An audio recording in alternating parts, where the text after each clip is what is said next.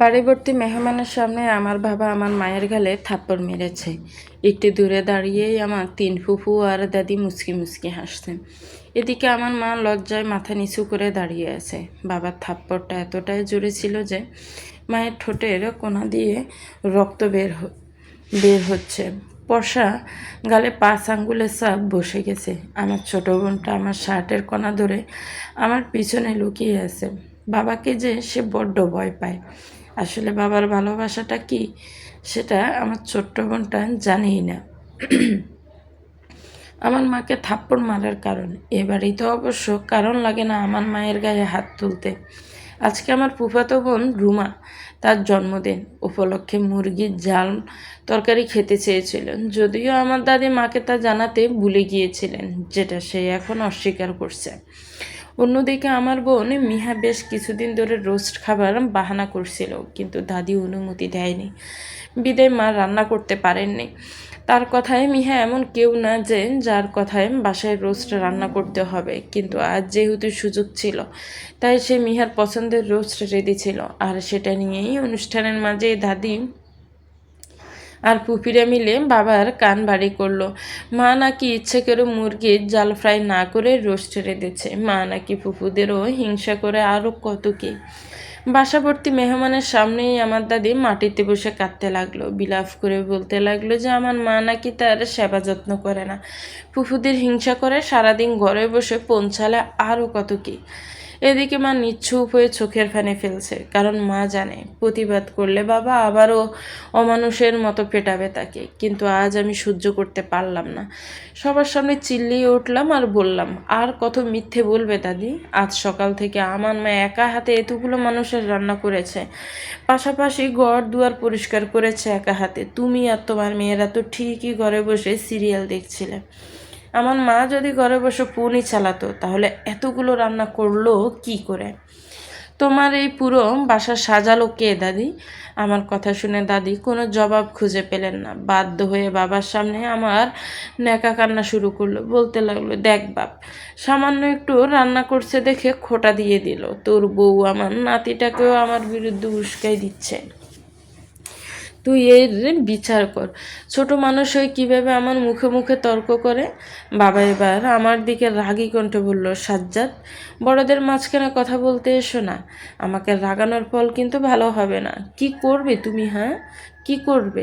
মারবে আমাকে যেভাবে আমার মাকে মারো, তোমার মা আর বোনদের কথায়? আর পারোই বা কি তুমি? তুমি ভালো সন্তান আর ভাই হলেও ভালো স্বামী আর ভালো বাবা হতে পারোনি বাবা। অভিমানের সুরে বললাম আমি। বাবার রাগে আমার গালে থাপ্পড় বসিয়ে দিলেন, চেঁচিয়ে বললেন, এতগুলো মানুষের সামনে নিজের বাবার সাথে বেয়াদবি করতে লজ্জা করে না তোর? আমার খাই আমাকেই তেজ দেখাস না? করে না। যেমন তোমার করেনি লজ্জা এতগুলো মানুষের সামনে আমার মায়ের গায়ে হাত তুলতে? আর খাওয়ার খোটা দিচ্ছ? কি খাওয়াও তুমি? সব ভালো ভালো বাজার করে দিয়ে আসো ফুপুদের বাসায়। পুপুরা সেসব ভালো ভালো রান্না করে তোমাকে আর দাদিকে ডেকে নিয়ে খাওয়ায়। কিন্তু ওসব খাওয়ার সময় তুমি কি একবারও ভেবেছো তোমার বাচ্চারা বাসায় কি দিয়ে খায়? কোনোদিন তোমার বোনদের বলেছ তোমার বউ বাচ্চার জন্য যাতে একটু খাবার সাথে দিয়ে দেয়? বাসায় প্রতিদিন আমরা সবজি বা আলু ভর্তা দিয়ে ভাত খাই। দাদির তো সেজো ফুপির বাসায় যে খেয়ে আসে, কেননা তুমি সেখানে হাত ভরে বাজার দাও, আর তুমি নিজে ব্যবসার জন্য দুপুরে রাতে হোটেল থেকেই খেয়ে আসো। কিন্তু আমরা বাবা, আমাদের বাসায় কয়দিন তুমি মাছ গোস্ত বাজার করে দিয়েছ বলতে পারবে? আমার মা টুকটাক সেলাই করে, যা পায় ওটা দিয়ে শাকসবজি কিনে। বাবা হওয়ার কি দায়িত্ব পালন করেছো তুমি বাবা? আমার কথা শুনে বাবা কোনো উত্তর দিতে পারলেন না, শুধু অবাক চোখে দাদি আর পুপিদের দিকে তাকিয়ে থাকলেন। দাদি আর পুপিরা তড়িগড়ি করে কথা দমানোর জন্য বললেন, আচ্ছা ওসব বাদ দে, এখন যা হওয়ার হয়ে গেছে। আজকে রুমার জন্মদিন, এতগুলো মানুষের সামনে বাপ বেটার ঝগড়া ভালো দেখায় না। চল সবাই কেক কাটবে এখন। কিন্তু আমি আজ এত সহজে এদের ছাড়ব না। আজকে আমার মায়ের উপর আমাদের প্রতি হওয়া অন্যায়ের শেষ আমি দেখেই ছাড়ব। চড়া মেজাজে দাদিকে বললাম, কিসের বাদ দিব? যখন তোমার ছেলে আমার মায়ের গায়ে হাত তুলেছিল সেটা খুব ভালো দেখাচ্ছিল। কই, তখন তো থামাতে আসুনি, এখন কেন থামাচ্ছ? তারপর বাবার দিকে তাকিয়ে বললাম, আচ্ছা বাবা, তুমি কি সত্যিই আমাদের বাবা? না মানে, প্রতি বছর আমাদের বাসায় আমার ফুফাতো ভাই বোনদের জন্মদিন পালন করা হয়, কিন্তু কোনোদিন আমার আর আমার বোনের জন্মদিন কেন পালন করা হয় না? সাথে সাথে আমার বড় ফুপি খেকিয়ে উঠলেন, কী রে তুই, কি তোর ভাই বোনদের হিংসে করিস নাকি? তাচ্ছিল্য হেসে বললাম, হিংসে করি না, শুধু জানতে চাই আমার আর আমার বোনের জন্মদিন পালন করা কেন হয় না। বাবা উত্তরটা দাও দয়া করে। করিম শেখ এখনও নিশ্চিত। কী উত্তর দিবেন উনি? তিনি আসলেই তো, তার সন্তানদের একটি জন্মদিনও আজ পর্যন্ত পালন করা হয়নি। আমি আবারও বললাম, প্রতি ঈদে তোমার বোন জামাইদের দামি দামি কাপড় দাও, তোমার ভাগিনা ভাগ্নিদের গায়েও থাকে মার্কেটের সবচেয়ে দামি কাপড়টা, কিন্তু আমার মাকে দেওয়া হয় 350 টাকার প্রিন্টের শাড়ি, আমাকে দেওয়া হয় রাস্তার পাশের ব্যান থেকে কেনা 100 টাকা সস্তা শার্ট, আর আমার বোনকে দেওয়া হয় 300 টাকার জামা। এই যে বাবা দেখো, আজ যে শার্টটা পরেছি এটাও দেলোয়ার কাকার ব্যান থেকে দাদি কিনে দিয়েছিল ঈদে, দাম 100 টাকা, কিন্তু তোমার ভাগিনা ভাগ্নিদের যে কাপড় দেওয়া হয় সেগুলোর দাম হয় 3000 টাকার উপরে। বাবা কেন এই বৈষম্য? উত্তর দাও, চুপ করে আছো কেন? এদিকে রোকেয়া বেগম নাতির কথা শুনে রীতিমতো গামছে। সে ঘটনা আবার দামা চাপা দিতে নাটক শুরু করলেন। নাটক করে যায় নীলুফার পায়ে পড়ে গেলেন, কাঁদতে কাঁদতে বললেন, এই নে তোর পায়ে ধরলাম, তবু আমারে এমন বদনাম করিস না। একটু না হয় আমার মেয়ের ঘরের নাতি নাতনিদের ভালো কাপড় দিছি, তাই বলে এত হিংসা তো পেটে? দাদির নাটক দেখে আবার কিছু বলতে যাব, তার আগে বাবা আমার গালে আরেকটা থাপ্পড় দিলেন, চেঁচিয়ে বললেন, ঘরে যাবে আদব। মায়ের দিকে তাকিয়ে বলল, এই শিক্ষা দিছিস আমার বাচ্চাগুলোকে? সবাইকে অবাক করে দিয়ে মা প্রথমবারের মতো তাচ্ছিল্য হেসে বলল, আপনার বাচ্চারা আর ছোট নেই যে মুখ বুজে অন্যায় সহ্য করবে। আমার ছেলেটা সায়েন্স নিয়েছে এবার, কিন্তু ওকে একটা টিউশনিও দেননি, এটা নাকি টাকা নষ্ট, কিন্তু আপনার ভাগিনা ভাগ্নিরা ঠিকই 4টা করে টিউশনিতে ঢুকেছে, যার টাকা আপনি দেন। আমার ছেলে মেয়ে পড়ে সরকারি স্কুলে, কিন্তু আপনার বোনের বাচ্চাদের ভর্তি করিয়ে দিয়েছেন প্রাইভেট স্কুলে। আমার মেয়েটার নাচের শখ ছিল, কিন্তু আপনার মা আমার বাচ্চাটাকে নাচের ক্লাসে যেতে দেয়নি, এসব নাকি টাকা নষ্ট, কিন্তু তার মেয়ের ঘরের নাতি নাতনি ঠিকই নাচ গান শিখছে, তখন তার টাকা নষ্ট হয় না। আমার মেয়েটাকে আজ পর্যন্ত কোলে নিয়ে আদর করেননি, কিন্তু আপনার ভাগ্নিদের ঠিকই কোলে নিয়ে পুরো পাড়া ঘুরিয়ে আনেন। কেন? আমার মেয়েটার কি বাবার ভালোবাসার পাওয়ার অধিকার নেই? আসলে এত বছর মুখ বুজেছিলাম শুধু সন্তানগুলোর দিকে তাকিয়ে, যে তাদেরকে বাবা ছাড়া করতে চাইনি, কিন্তু আজ নিজের সন্তানের মুখে অভিযোগগুলো শুনে, নিজের মেয়ের মুখে ভয় দেখে বুঝতে পারলাম ওরা আসলে বাবা ছাড়াই তারা সুখ থাকবে। বলেই ছেলে মেয়ে দুটোকে নিয়ে ঘরে চলে গেল নীলুফা যেতেই সব যেন আবার স্বাভাবিক হয়ে গেল, যে যার কাজে ব্যস্ত হয়ে পড়লো। রোকেয়া, বানু আর তার 3 মেয়ে সবাইকে তাড়া দিতে লাগলো খাওয়ার জন্য। স্থির হতে পারল না করিম শেখ, সে যে বসে থাকলো কোনার চেয়ারে। একটু পর হাতে দুটো ব্যাগ নিয়ে বেরিয়ে আসলো নীলুফা, সাথে তার 2 বাচ্চা। স্ত্রীকে এভাবে রাতে ব্যাগ হাতে বেরিয়ে পড়তে দেখে অবাক হলেন করিম শেখ। এগিয়ে এসে নীলুফার হাত ধরে সে বলল, এই রাতে এসব কোন নতুন নাটক শুরু করলে? নাটক না, বাচ্চাদের একটা সুন্দর জীবন দেওয়ার চেষ্টা করছি, কারণ এই বাড়িতে তা সম্ভব নয়, তাদের বাবা থেকেও না থাকার মতো। যা বলছো ভেবে বলছো তো? এই বাড়ির চৌকাট পার করলে আর ঢোকার অনুমতি পাবে না, এটাই তো চাই। 16 বছর সহ্য করেছি, তবে আর নয়, এবার মুক্তি চাই। এই পর্যায়ে দাদি এসে বললেন, এসব কি বলছো বৌমা, ঘরে যাও। বাবা মা কি শিক্ষা দেয়নি তোমাকে, ছোট লোক মেয়ে? এরপর ফুপিরাও কি কি যেন বলছিল, কিন্তু মা সেসবে কান না দিয়ে আমাদের হাত ধরে বেরিয়ে পড়লো। রিক্সায় বসে আলগোছে মায়ের মুখে তাকালাম, দেখলাম তার মুখে মুক্তির হাসি, আত্মবিশ্বাসের হাসি, আত্মসম্মানের হাসি। শুন আব্বা, এই সব মাইয়া লোকের তেজ গায়ে মাখবি না। 2 দিন লাফাইব, তারপর আবার এইখানেই ফেরত আইব। তুই যদি এখন ওরে আনবার যাস, তখন কিন্তু ওর দেমাগ বাড়ব। আর ওর ভাইয়ের বউটারে আমি চিনি, দুনিয়ার বজ্জাত মাইয়া। তোর কি মনে হয় ওই মাইয়া ওর সংসারে নীলুফা আর নীলুফার বাচ্চাগো থাকবার দিব? কোনদিনও না। 2 দিনের মধ্যে ঝাঁটা দিয়া পিটাইয়ে বের করব ওগো। তুই দেখে নিস বাপ, তুই খালি অপেক্ষা কর, নীলুফা তোর পায়ে ধরে মাফ চায় এই বাড়িতে ঢুকবো। করিম শেখ তার মায়ের এইসব কথা কানে না নিয়ে সরাসরি জিজ্ঞেস করল, আম্মা তোমার হাতে যে সংসার খরচের টাকা প্রতি মাসে দিই, ওগুলা কি করো? আর মিহা সাজ্জাতের টিউশনের কথা বলে যে মাসে মাসে টাকা নেও ওগুলা কই যায়? তখন সবার সামনে চুপ ছিলাম কারণ তুমি আমার আম্মা, তোমার অসম্মান হোক আমি চাইনি। কিন্তু এখন আমি এর উত্তর চাই। আমার বাচ্চারা কেন ঈদে 100 টাকার পোশাক পরত? ওদের ঈদের খরচের টাকা তো আমি তোমার হাতে দিয়ে দিতাম। তুমি এত বড় অন্যায় কি করে করলা আম্মা? উদ্ধৃতি চিহ্ন। কোকেয়া বেগম আমতা আমতা করে নেকা কান্না ছেড়ে বলতে লাগলো, আমি কি আমার জন্য ওই টাকা খরচ করছি আব্বা? আমি তো তোর বোনদের সংসারেই টাকা দিছি। আমি টাকা না দিলে তোর একটা বোনের সংসারও টিকত না আব্বা। তুই তো জামাইদের চিনস, সংসারে একটা টাকাও দেয় না। তোর ভাগিনা ভাগ্নিদের পড়াশোনার খরচটাও দেয় না। আমি ওদের টাকা না দিলে ওদের পড়াশোনাই বন্ধ হয়ে যাব বাপ। তুই কি চাস তোর বোনরা সংসার ভাঙে বাসায় আসে বসে থাকুক? তাই বলে আমার স্ত্রী সন্তানদের হকের টাকা তুমি ওদের দিবা আম্মা? আমি তো আমার বোনদের দেওয়ার বেলা কমতি রাখি না আম্মা। তাহলে তুমি কেন আমার সন্তান স্ত্রীর হকের টাকা ওদের পেছনে ঢালো? ওদের অভাব পড়লে আমাকে বলতা, আমি আরো দিতাম। কিন্তু তুমি আমার স্ত্রী সন্তানদের কষ্টে রাখলা কেন আম্মা? আমার তো ভাবতেও লজ্জা লাগতেছে যে যেই আমি মাসে লাখ টাকা ইনকাম করি, সেই আমার স্ত্রী কাপড় সেলাই করে আমার বাচ্চাদের মুখে ভাত তোলে। আম্মা এখন তো মনে হচ্ছে ভুল আমারই যে আমি সংসার খরচের টাকা আপনার হাতে দিতাম। কারণ ওই টাকার 1 টাকাও আপনি আমার স্ত্রী সন্তানদের পেছনে খরচ করতেন না। আমি তো ভাবছিলাম আপনার হাতে টাকা দিলে আপনার সম্মান বজায় থাকবে। আমার স্ত্রীর সামনে আপনাকে কোনোদিন হাত পাততে হবে না। কিন্তু আমার ধারণা ভুল ছিল আম্মা। আমার উচিত ছিল সংসার খরচের টাকা আমার স্ত্রীর হাতেই দেয়া, অন্তত আমার বাচ্চারা অনাথের মতো বড় হইতো না। বলেই মায়ের ঘর থেকে বেরিয়ে গেল করিম শেখ। এদিকে ছেলের রাগ দেখে সিটিয়ে রইল কোকেয়া বানু। করিম শেখ ঘর থেকে বের হতেই কোকেয়া বানুর ঘরে হুড়মুড়িয়ে ঢুকল তার মেয়ে। লক্ষ্য নতুন পরিকল্পনার। রিকশা যেয়ে থামল নানা বাড়ির সামনে। অনেকক্ষণ দরজা ধাক্কানোর পর মামি এসে দরজা খুলে দিল, নানা নানিরও ঘুম এতক্ষণে ছুটে গিয়েছে।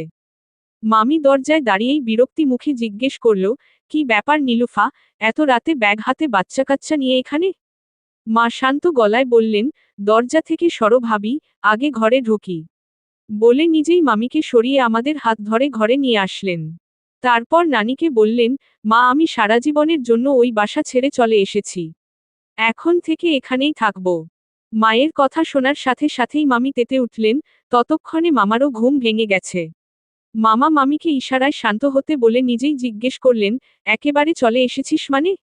নিজের সংসার থুয়ে কেউ এভাবে চলে আসে নাকি? আর ঝামেলা সব সংসারেই হয়। তাই বলে বস্তাবস্তি নিয়ে চলে আসবি নাকি?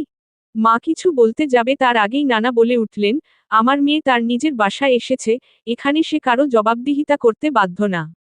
অবশ্যই বাধ্য বাবা, আমার এত কামাই নেই যে তোমার মেয়ে আর নাতি নাতনিকে বসিয়ে বসিয়ে খাওয়াবো। কারণ বাহিরে যে কাজ করার মুরদ তোমার মেয়ের নেই। আবার সাথে নিয়ে এসেছে দামড়া দুটো ছেলে মেয়ে। শুনো বাবা, তোমার পরে এই বাসার মালিক আমি। তাই এই বাসায় কে থাকবে আর কে থাকবে না তার সিদ্ধান্ত নেওয়ার অধিকার আমার আছে। আর আপনি ভুলে যাবেন না আপনি আর মাও আমার টাকাই বসে বসে খাচ্ছেন। নানা এবার হেসে বলল, আমি এখনো বর্তমান আছি নেহাল, তাই আমার বাসায় কে থাকবে আর থাকবে না তার সিদ্ধান্ত নেয়ার তুমি কেউ না। আর রইল আমার আর তোমার মায়ের খরচের ব্যাপারটা, তাহলে শুনে রাখো তোমাকে এই বাসায় থাকতে দিয়েছি, তার বিনিময়ে তুমি আমাদের দেখছো। তুমি যদি বাহিরে কোথাও বাসা ভাড়া নেও, তাহলে মিনিমাম 7,000 বাসা ভাড়া দিতে হতো। ওটা তো দিচ্ছ না, তুমি বরং প্রতি মাসে আমাকে বাসা ভাড়া দিবে, তার বদলে এই বাসায় থাকবে। আর নীলুফা তুমি নানুভাইদের নিয়ে তোমার মায়ের রুমে যাও, আমি এখানে থাকব। মামা তেতে বললেন, এটা কেমন কথা বাবা, আমি তোমার ছেলে। আমি কেন ভাড়া দিব? নানা বললেন, যদি ভাড়া দিতে না পারো তাহলে চুপ থাকো। মালিহা, নীলুফা আর নানুভাইদের তোমার সাথে নিয়ে যাও। মা এবার বলে উঠল, কেন বাবা, আমি আমার ঘরে যাব। এ বাসায় যেমন ভাইয়ার নিজের ঘর আছে, আমারও তো আছে। আমি আমার ঘরেই থাকব। মামি চিল্লিয়ে বললেন, খবরদার নীলুফা, ওখানে এখন আমার মেয়ে থাকে, ওটা ওর ঘর। তোমার মেয়ের জন্য আলাদা ঘর প্রয়োজন পড়লে নিজে যে বানিয়ে নেও, আমি আমার অধিকার ছাড়ব না। যেহেতু মনি ঘুমিয়ে পড়ছে, তাই আজ ওকে ডাকলাম না। কাল সকালের মধ্যেই ঘর খালি চাই আমি। আর ভেবো না তোমার স্বামীরটা খাবো না, নিজের আর নিজের বাচ্চাদের খরচ আমি নিজেই বহন করব। সেই সাহস আছে বলেই ও বাড়ি ছেড়ে এসেছি। কালকের মধ্যেই যেন আমার রুম খালি হয়। এদিকে নানা ভাইও বললেন, নীলুফার রুম যাতে কালকেই খালি করা হয়। ওটায় আপনার নাতনি থাকে আব্বা, আপনি কিভাবে ওকে ওখান থেকে বের করে দিতে বলেন? ও যেমন আমার নাতনি, তেমনি নীলুফা আমার মেয়ে। মেয়ের চেয়ে নাতনি অবশ্যই বড় না। তোমরা এখন যেতে পারো, আমি আর কথা বলতে চাই না। সবাই এক এক করে নিজ নিজ ঘরে চলে গেল। ড্রয়িং রুমে এক পড়ে রইলেন বৃদ্ধ রফিক মিয়া। সোফায় শুয়ে মিলাতে লাগলেন তার এই দীর্ঘ জীবনের হিসাব নিকাশ। তিনি একটা সরকারি অফিসের সামান্য পিয়ন ছিলেন। যা বেতন পেতেন তা দিয়েই তার সংসার টানে টুনে চলে যেত। কিন্তু তার ছোট বোনের জন্য মাঝে মধ্যেই সংসারে টান পড়ত। ছোট বোনের সংসারের সুখের জন্য নিজের সন্তানদের সে অভাবে রেখেছে। ছোট বোন দুদিন পর পরই হাজির হতো। ঠিকভাবে আপ্যায়ন না করলে তার মা কান্নাকাটি শুরু করত, অভিশাপ দিত। সে নাকি বউ বাচ্চার পিছনে সব টাকা খরচ করে, বোনের প্রতি কোনো দায়িত্ব পালন করে না, আরও কত কি। বাধ্য হয়ে ধার করে সে বোনের চাহিদা মেটাত। কারণ মাকে তো বোঝাতে পারে না যে তার বেতন অল্প। এভাবেই দিন যেতে থাকে। তার নিজের সন্তানদের ভরণপোষণে খামতি রাখলেও বোনের সন্তানদের ঠিকই আগলে রাখত।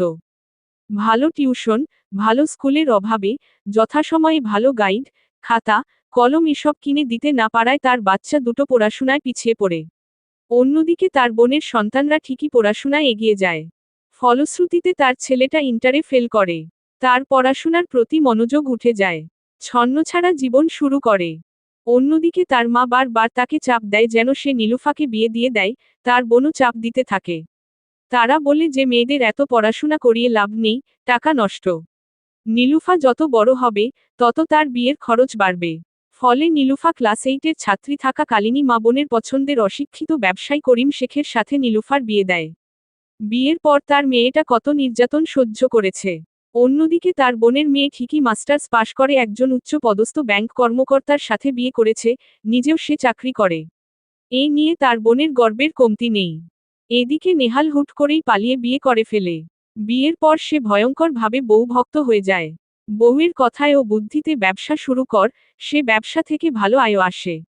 কিন্তু নেহাল রফিক সাহেবকে সহ্য করতে পারে না। শুধুমাত্র সন্তান হিসেবে দায়িত্ব পালন করে। অবশ্য রফিক মিয়া মাঝে মাঝে চিন্তা করে এটা তার কর্মের ফল। রফিক তার ছেলের সুখের সংসার দেখে খুশিও হয়। যেই সুখ সে তার স্ত্রী সন্তানকে দিতে পারেনি, সেই সুখ তার ছেলে নিজের স্ত্রী সন্তানকে দিচ্ছে। আজ যখন নীলুফা তার কাছে ফিরে এলো, সে ভেবে নিল সৃষ্টিকর্তা হয়তোবা তাকে আরেকবার সুযোগ দিয়েছেন নিজের পাপের প্রায়শ্চিত্ত করার, মেয়েটাকে একটা সুন্দর জীবন দেয়ার।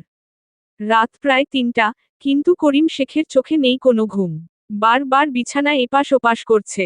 নীলুফার নিষ্পাপ মুখটা চোখের সামনে ভাসছে, বাচ্চাদের কথা মনে পড়ছে। করিম শেখের বয়স যখন 14, তখন তার বাবা মারা যায়।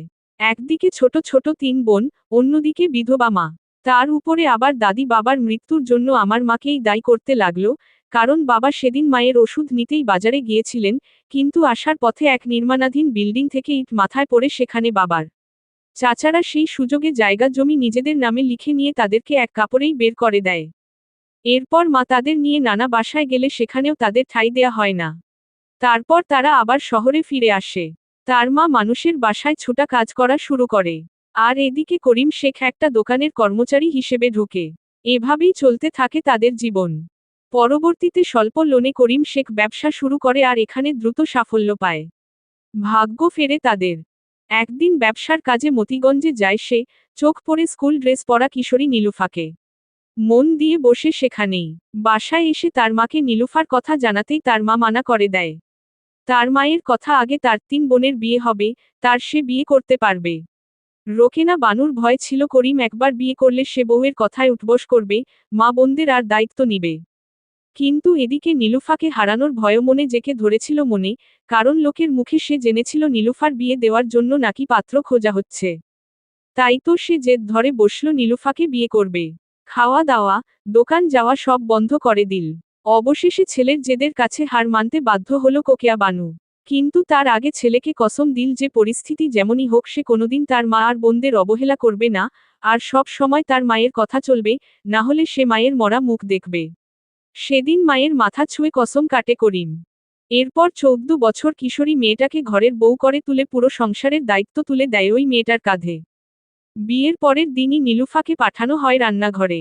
তার বোনেরা নীলুফার চেয়ে বয়সে বড় হলেও তারা কখনোই রান্না বান্নায় নীলুফাকে সাহায্য করত না। রিনু, বিনু, ইনুর কাপড় চোপড়ও তাকে ধুতে হতো। শুধু কি তখন? না, বোনেরা বিয়ের পরেও ছুটির দিন ব্যাগ ভরে নোংরা কাপড় নিয়ে আসতো, সেগুলো ধোয়ার ভার পড়তো নীলুফারের উপর। এতজনের রান্না বান্না করার পর আবার ওসব ধোয়া, তারপর আবার কলপার ভর্তি এঁটো থালা বাসন। সবই চোখে পড়ত করিম শেখের। কিন্তু বউয়ের পক্ষে কিছু বললে যদি মা বোন কষ্ট পায়, এই ভয়ে সে চুপ থাকত। দীর্ঘ 16টা বছর নীলুফা সহ্য করেছে এসব। বিয়ের প্রথম প্রথম নীলুফা অভিযোগ করত। কিন্তু মা বোনের নামে কটু কথা শুনে করিম শেখ তার উপর নির্যাতন করত। তার উপরে আবার প্রতিদিন কাজ শেষে যখন বাসায় ফিরত মা বোনেরা নীলুফার নামে হাজারটা অভিযোগ করত। রাগের মাথায় করিম শেখও যে নীলুফার গায়ে হাত তুলত, কোনোদিন জানার চেষ্টাটাও করত না যে নীলুফা আসলে দোষী কিনা। পরবর্তীতে নিজেকে দোষী মনে হলেও কোনো দিন নীলুফার কাছে ক্ষমা চাওয়ার চেষ্টা করত না, ক্ষমা চাইলে তো মা বোন ছোট হবে, আর বাড়ির বউদের একটু আকটু মানিয়ে চলতেই হয়। এই ধারণাতেই 16টা বছর পার করেছি করিম শেখ। আর তার বাচ্চারা, তাদের কি করিম শেখ ভালোবাসত না? অবশ্যই বাসত। কিন্তু সে ভালোবাসা দেখানো নিষেধ ছিল তার জন্য। তার বোন বিনুর স্বামী প্রবাসী, রিনুর স্বামী ঢাকায় চাকরি করে আর ইনুর স্বামী বর্ডারে। ফলে তার ভাগিনা ভাগ্নিরা কেউই তার বাবাকে কাছে পায় না। তাই তার বোনের বাচ্চারা যদি দেখে মামা তার সন্তানদের আদর করতেছে, তাহলে তারা কষ্ট পাবে। কিন্তু করিম নিজের বাচ্চাদের থেকে দূরে দূরে থাকলেও নিজের ভাগিনা ভাগ্নিদের ঠিকই বুকে আগলে রাখত। তার মায়ের নির্দেশ ছিল যে, সব কিছু ভাবতেই কেমন পেট গলিয়ে উঠল করিম শেখের। দৌড়ে যেয়ে বমি করল। আজকে সকালে শিলা রান্না ঘরে যায়নি। সেই সিদ্ধান্ত নিয়েছে যে যতদিন নীলুফা এ বাসায় আছে, ততদিন সে আর বাড়ির কোনো কাজ করবে না। নেহালও এ বিষয়ে কিছু বলেনি। কারণ সে নিজেকে কথা দিয়েছে স্ত্রী সন্তান ছাড়া আর কাউকে সে নিজের জীবনে প্রাধান্য দিবে না। তার, তার মায়ের, তার বোনের জীবনটা যেভাবে নষ্ট হয়েছে, তার মেয়েটার জীবন সে নষ্ট হতে দিবে না। বাধ্য হয়ে মালিহা বেগমি সকালে নাস্তা বানাতে গেলেন। অবশ্য প্রতিদিনই শিলাকে সে রান্নায় টুকটাক সাহায্য করেন। শিলার সাথে তার সম্পর্কটা বেশ শীতল। শিলা কোনোদিন তাকে অসম্মান করেনি সত্যি বা কোনো কিছুর অভাব হতেও দেয়নি, কিন্তু তার সাথে বসে কোনো দু একটা ভালো মন্দ গল্পও কোনোদিন করে না।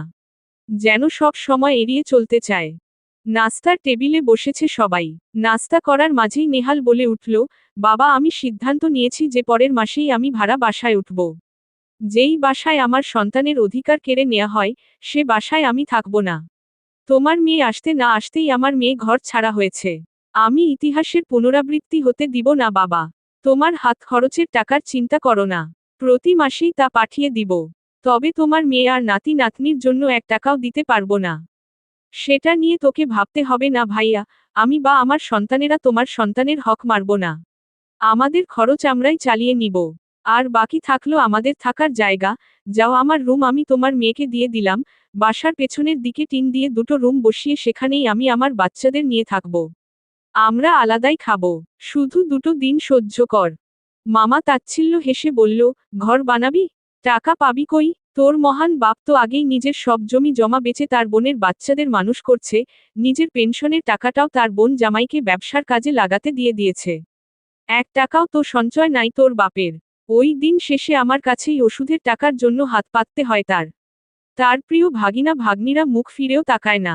আর তোকে ঘাড় থেকে নামাতে যেই নরকে বিয়ে দিয়েছে, ওখান থেকে যে খালি হাতে এসেছিস, তা আমার বোঝা হয়ে গেছে।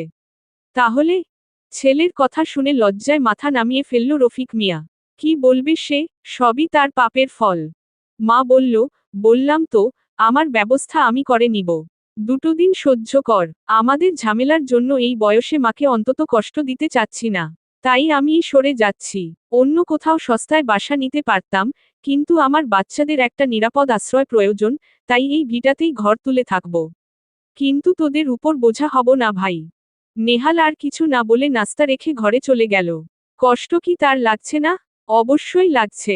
নীলুফা তার অনেক আদরের বোন। প্রচণ্ড ভালোবাসে সে তার বোনকে। কিন্তু তাদের ভয়ঙ্কর অতীতের কারণে সে এখন শুধু নিজের স্ত্রী সন্তান ছাড়া আর কাউকে নিয়ে ভাবতে চায় না। সে চায় না তার সন্তানও তার আর নীলুফার মতো বিষাক্ত অতীত নিয়ে বড় হোক। নেহালের আজও মনে আছে তার ডাক্তার হওয়ার স্বপ্ন ছিল। পড়াশোনার প্রতিও প্রচণ্ড মনোযোগ ছিল। কিন্তু ক্লাস 10-এ ওঠার পর সায়েন্সের সাবজেক্টের টিউশনি পড়তে না পারায় তার রেজাল্ট খারাপ হয়।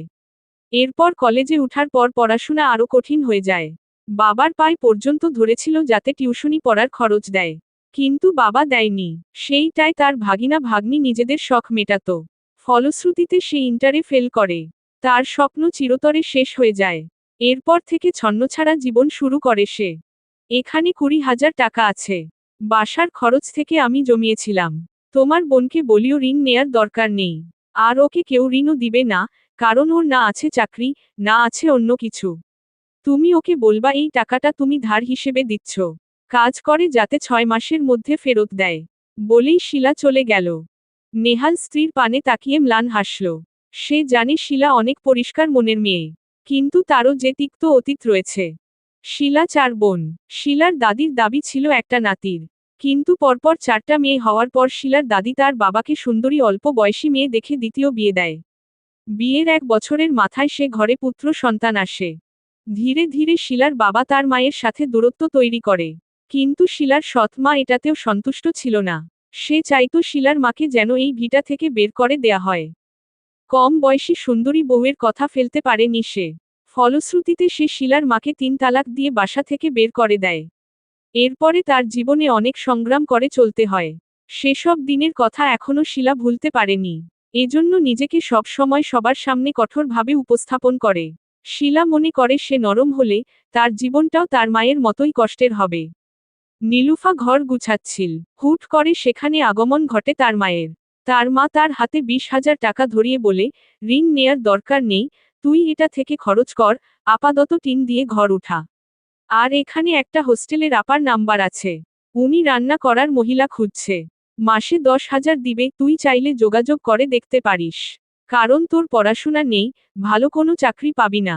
আর এখানে তেমন কষ্ট হবে না তোর, শুধু 2 বেলা রান্না করে দিয়ে আসবি। নীলুফা মায়ের দিকে অবাক হয়ে তাকিয়ে জিজ্ঞেস করল, এত টাকা কই পেলে মা? এলাকার এক আপা থেকে ধারা নিছি। 6 মাসের মধ্যে টাকা ফেরত দিতে হবে। তুই এখন ভাব কি করব? বলে মালিহা বেগম চলে গেল। মূলত নেহালি তাকে টাকা দিয়েছে, কিন্তু বারবার সে তার মাকে নিষেধ করেছে যাতে নীলুফাকে না জানায়। কারণ সে জানে তার বোনের আত্মসম্মান কতটুকু। বাবার উপর অভিমান করে পরিস্থিতিতে বাধ্য হয়ে বাচ্চাদের মুখের দিকে তাকিয়ে এতদিন করিম শেখের সংসার করেছে। কিন্তু এখন তার দেয়ালে পিঠ থেকে গেছে বিধায় সে এখানে ফিরে এসেছে। যদি তার সামর্থ্য থাকত তবে কোনোদিনও সে এ বাড়িতে ফিরত না, তা নেহাল ভালো করেই জানে। আজ 7 দিন অপেক্ষা করার পরেও যখন নীলুফা ফিরেনি, বাধ্য হয়ে করিম শেখ নিজেই যান নীলুফার বাড়িতে গেল। নীলুফাকে যে ফোন দিবে তার উপায়ও নেই, কারণ নীলুফার নিজস্ব ফোন নেই। অন্যদিকে তার শ্বশুর শালাকে ফোন দিলেও তারা তার নাম শুনেই কল কেটে দিয়েছে। প্রথমে করিম শেখের রাগ হয়েছিল, কিন্তু ভেবেছিল থাক ওখানে, আর এই বাসায় নিয়ে আসবে না। কিন্তু স্ত্রী সন্তানদের কথা যে তার প্রতিনিয়ত মনে পড়ে। আগে বুকে আগলায় না রাখলেও চোখের সামনে তো অন্তত দেখা পেত। এখন তো ওটাও পায় না। এই 7 দিনে করিম শেখের বাড়ির যা তা অবস্থা। কোকিয়া বানু বয়সের ভারে কাজ করতে পারে না। ফলে এটো থালা বাসন, কাপড় চোপড় সব ওভাবেই পড়ে আছে 7 দিন ধরে। সেদিন অনুষ্ঠানের এটো থালা বাসনও পড়ে আছে। পুরো বাড়ি জুড়ে গন্ধ। অন্যদিকে রোকেনা বানুর মেয়েরা বাধ্য হয়ে নিজেদের কাজের জন্য কাজের মেয়ে রাখছে। তারা তাদের মাকেও বলেছিল কাজের মেয়ে রাখতে, কিন্তু কোকিয়া বানু জিদ ধরে আছে। তার কথা নীলুফা ফিরলে ওকে দিয়েই সব কাজ করাবেন। আজকে বাধ্য হয়ে সে নিজেই করিম শেখের কাছে যেয়ে বলল, আব্বা, এমনে কি সংসার হয়? তুই জেদ করছিলি বলে তোকে ওই ছোট লোক ঘরে তোরে বিয়া দিছিলাম। না হলে কত্ত ভালো বংশের ভদ্র মাইয়া ছিল আমার হাতে। দেখ কত্ত বেত্তমিজ মাইয়া মানুষ, সংসার থুয়ে বাপের বাড়ি পইরা আছে। তোকে আজকে একটা সিদ্ধান্ত নিতেই হবে। তুই আইজকাই যাবি নীলুফা গো বাড়ি। কবি যে হয় আজকাই এ বাড়ি ফিরবো, না হয় তুই ওরে তালাক দিবি। করিম শেখ মনে হয় মায়ের আদেশেরই অপেক্ষায় ছিল। তারও যে মন চাচ্ছিল নীলুফাকে যে নিয়ে আসতে। কিন্তু মায়ের নিষেধ ছিল বলে যাওয়ার সাহস পাচ্ছিল না, পাছে যদি মা কষ্ট পায়। নীলুফা আর তার বাচ্চারা তাদের নতুন ঘরে উঠেছে 2 দিন হলো। তাদের মূল বাসার বারান্দার সাথেই টিন দিয়ে 2টো রুম করেছ, সাথে ছোট্ট একটা চুলাঘর। ওদের বাসার শৌচাগার বারান্দার সাথেই লাগোয়া বিধায় আলাদা করে সেটা তৈরি করেনি। আপাতত কয়েকটা হাঁড়ি পাতিল কিনেছে। আর 1800 টাকা দিয়ে 2টো চকি, আর 800 টাকা দিয়ে একটা পড়ার টেবিল। এদিকে বছরের দ্বিতীয় মাস হওয়ায় বাচ্চা দুটোকেও এখানকার সরকারি স্কুলে ভর্তি করিয়ে দিয়েছে। বাচ্চাদেরকে নতুন টিউশনিও দিয়েছে। নিজেও ওই হোস্টেলের রাঁধুনি হিসেবে কাজ করছে। প্রতিবার রান্না শেষে হোস্টেল সুপার নীলুফা আর নীলুফার বাচ্চাদের জন্য খাবার পাঠিয়ে দেয় নীলুফার সাথে। অন্যদিকে সাজ্জাদও বসেনি। এখানে পাশেই এক মুদি দোকানে সে কর্মী হিসেবে ঢুকেছে। প্রতিদিন দুপুর 2টা থেকে সন্ধ্যা 6টা পর্যন্ত।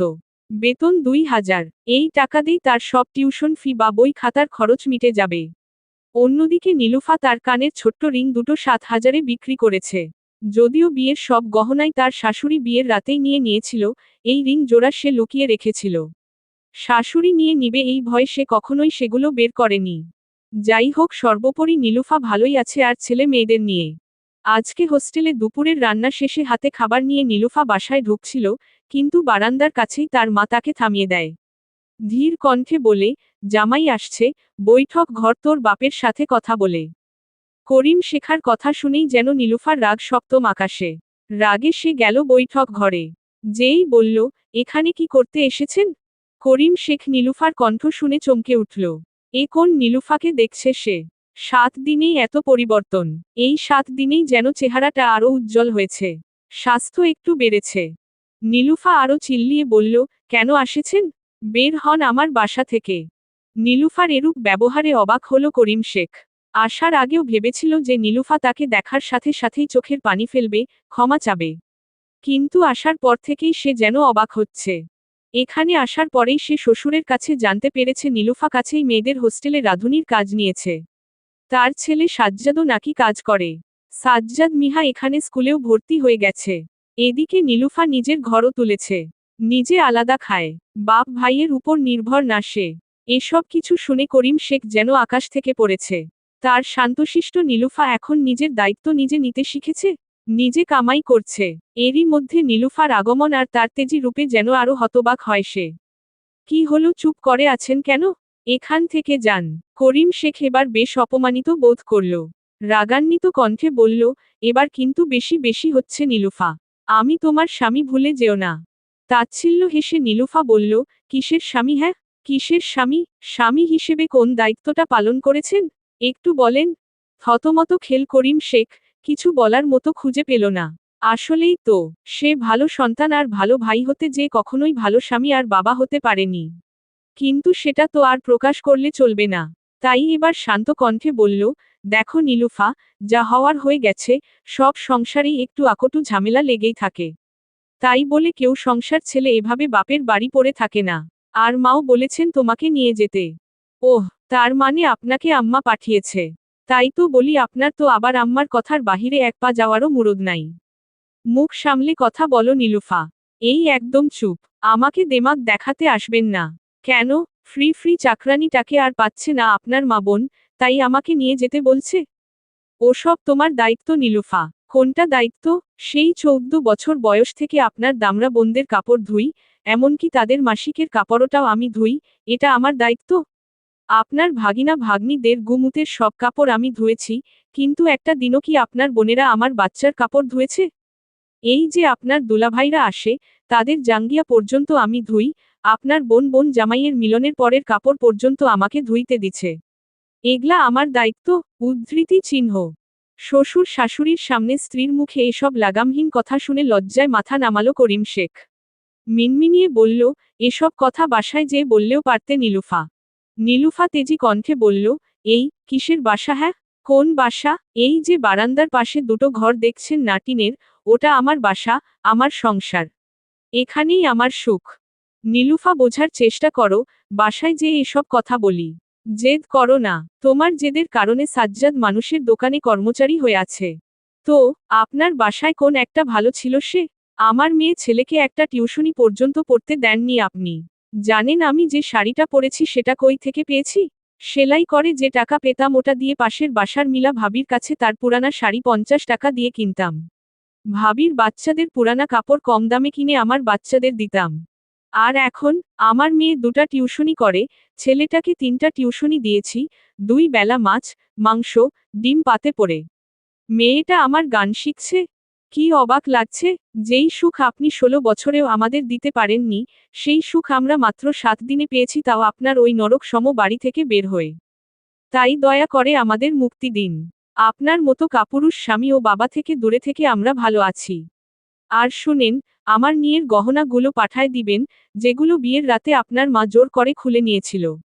বাকি রইল তালাকের কথা, চাইলে এখনই তালাক দিতে পারেন, আমার সমস্যা নেই। আপনার মতো কাপুরুষের জন্য তো আমার সারাটা জীবন নষ্ট করব না। বয়স আছে, এবার একটা মেরুদণ্ডযুক্ত পুরুষকে বিয়ে করব যে স্ত্রীকে সম্মান করতে জানে, ভালো বাবা হতে পারবে। বলেই নীলুফা চলে গেল। এদিকে করিম শেখ বাকহারা হলো, কি বলল নীলুফা? সে নতুন করে বিয়ে করবে? এই 16 বছরে কি একটু মায়া জন্মায়নি সংসারের প্রতি তার? অবশ্য মায়া জন্মাবে কি করে, করিম শেখ কি কখনো তাকে ভালোবাসার মতো কোনো আচরণ করেছে? উল্টো মা বোনের কথায়, তাদের খুশি করতে যখন তখন স্ত্রীর গায়ে হাত তুলেছে। বাধ্য হয়ে মাথা নিচু করে প্রস্থান করতে গেলে, রফিক মিয়া তাকে থামিয়ে বলে, বাবা, আমিও এক সময় তোমার জায়গাতেই ছিলাম।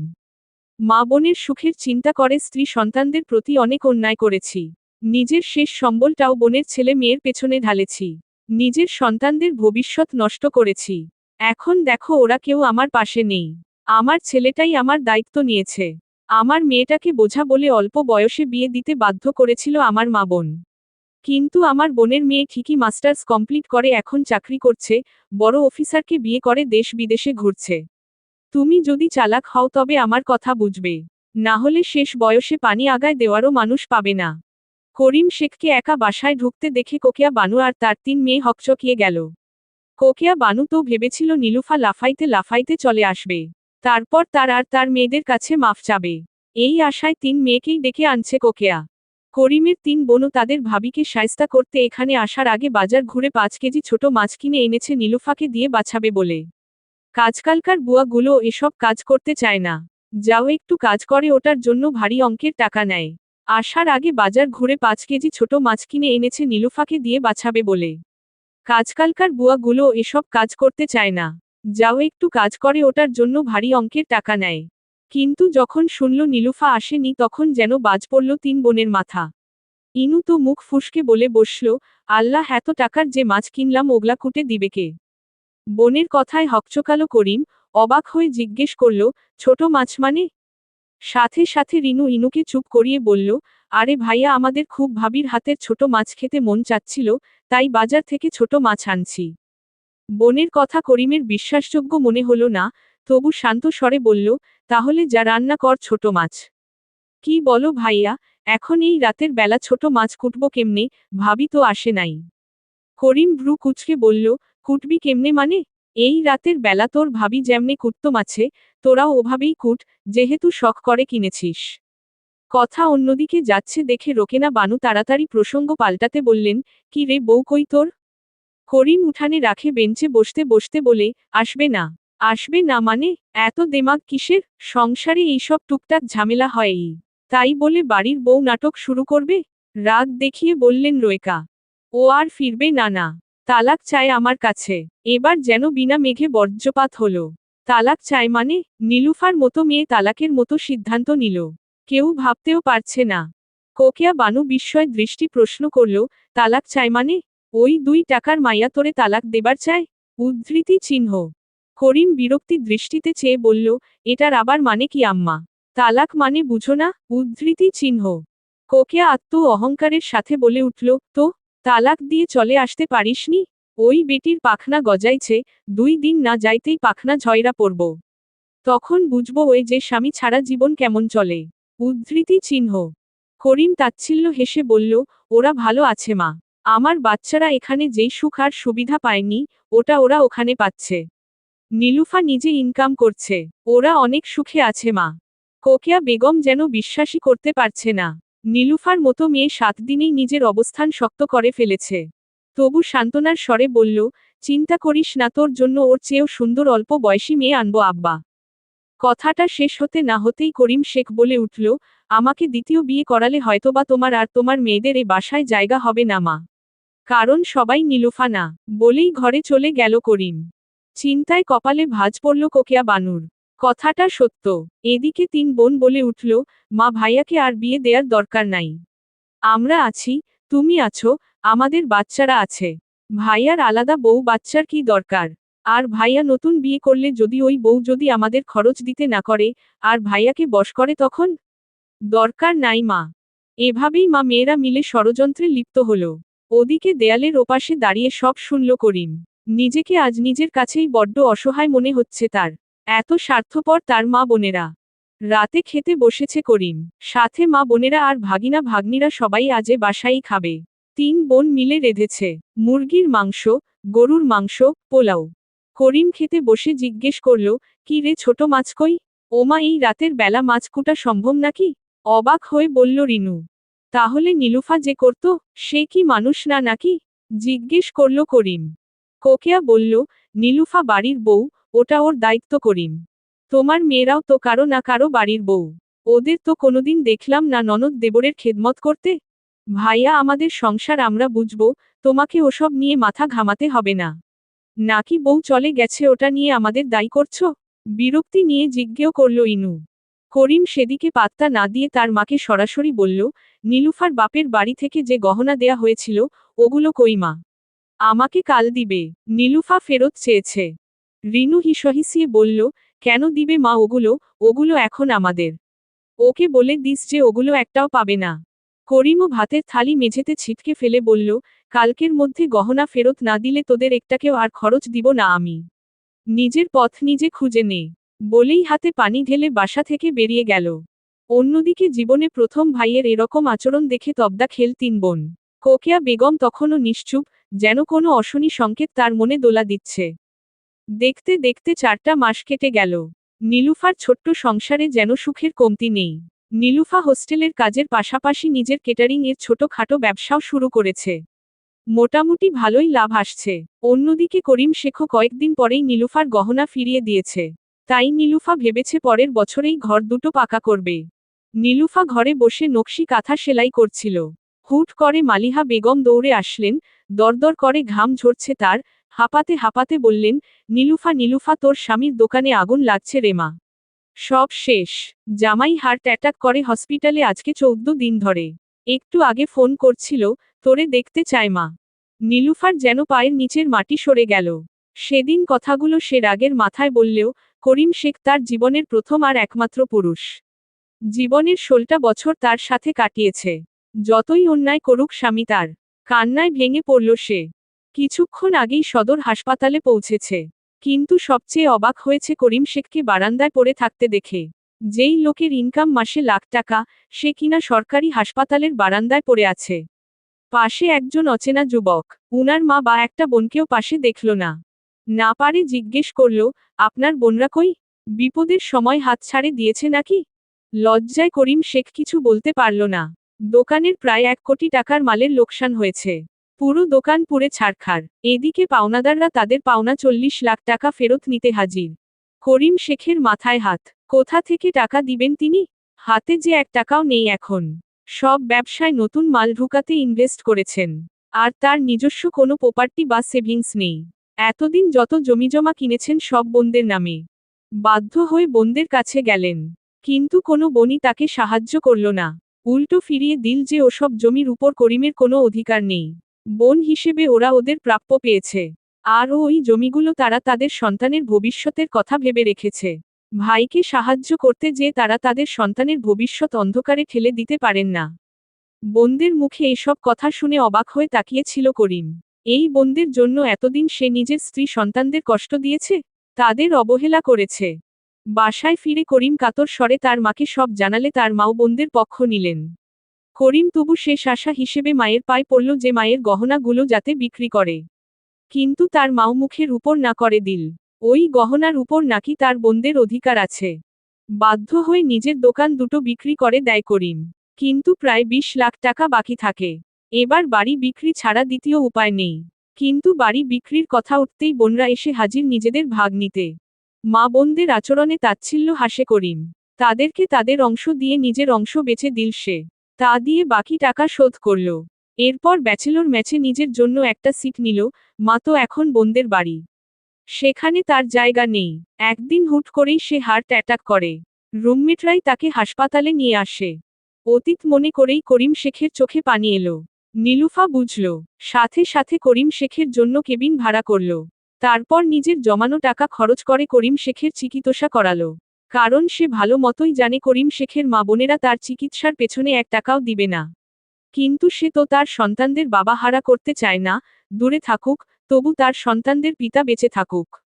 আজ করিম শেখকে ডিসচার্জ করা হবে। নীলুফা করিম শেখকে বিদায় জানাতে এসেছে। কিন্তু তার যাওয়ার আগ মুহূর্তে করিম শেখ নীলুফার হাত ধরে ফেলে চোখে চোখ রেখে বলে, আমাকে আরেকটি সুযোগ দিবে নীলুফা? আমি যে একা, এতদিন ভালো সন্তান, ভালো ভাই হয়েছি। আজ থেকে কথা দিচ্ছি সব পিছুটান বাদ দিয়ে শুধু ভালো বাবা আর ভালো স্বামী হব। আমি আর পেছনে ফিরে তাকাবো না। নীলুফা এক দৃষ্টিতে তাকিয়ে রইল স্বামীর দিকে। 3 বছর পর আজ নিজেদের স্বপ্নের দোতলা বাসাটায় উঠবে নীলুফা। বাসাটার নাম করিম দিয়েছে নীলুফা ভিলা। নীলুফা মানা করেছিল, কিন্তু করিম শুনেনি। বাসাটা সে অবশ্য নীলুফার নামেই লিখে দিয়েছে। সেদিন হাসপাতালে নীলুফা করিমকে ফিরিয়ে দেয়নি, সুযোগ দিয়েছিল। তাকে নিয়ে নিজের বাবার বাসায় ফিরেছিল। নেহাল করিমকে একটা দোকানে কর্মচারী হিসেবে ঢুকিয়ে দেয়। ব্যবসায় যেহেতু করিমের হাত ভালো, তাই অল্প দিনেই সে মালিকের প্রিয় পাত্র হয়ে ওঠে। এরপর সে লোন নিয়ে নিজের একটা ছোট্ট হোটেল ব্যবসা দেয়, যা 1 বছরেই জনপ্রিয়তা লাভ করে। আজ করিম আবারও সফল ব্যবসায়ী। তবে এখন সে তার আয়ের পুরোটাই স্ত্রীর হাতে তুলে দেয়। সে তার কথা রেখেছে। অন্যদিকে নেহালের প্রতিও সে কৃতজ্ঞ, কারণ নেহাল তাকে এই যাত্রায় অনেক সাহায্য করেছে। বাড়ির মিলাদ শেষে সবাই যখন খাওয়া দাওয়ায় ব্যস্ত, তখন আগমন ঘটে 4 জন অনাকাঙ্ক্ষিত অতিথির। করিম শেখে মা বোনেরা আহাজারি করতে করতে বাসায় ঢুকে পড়ে। করিমের মা মেকি ভালোবাসা দেখিয়ে বলে, আব্বা তোরে আমি জন্ম দিলাম, এত বড় করলাম, আজ তুই আমাকেই ভুলে গেলি। বাড়ি করলি আমাকে জানালিও না বাপ। বিনু বলল, ভাইয়া এতদিনেও কি বোনদের কথা মনে পড়েনি তোর? এদিকে নীলুফা ঘামছে, সে কি আবার নিজের সুখের সংসার হারাবে? তার ভাবনার মাঝেই করিম শেখ বলে উঠল, নীলু দেখো তো কে এসেছে, খাবার হাতে বিদায় কর তাড়াতাড়ি। বলেই সে চলে গেল। নীলুফাও সন্তুষ্টির হাসি হেসে 4 জনের যাতে 4টি বিরিয়ানির প্যাকেট ধরিয়ে বলল, এবার আসতে পারেন। কোকিয়া বানু হিসহিসিয়ে বলল, আমার ছেলের বাসা থেকে আমাকেই যেতে বলছো বেয়াদব মেয়ে। নীলুফাও হেসে উত্তর দিল, বাড়ির নাম মনে হয় দেখেননি, নীলুফা ভিলা, আর দলিলটাও আমার নামেই। এই সংসার আমার, এটা নীলুফার সংসার। সমাপ্ত।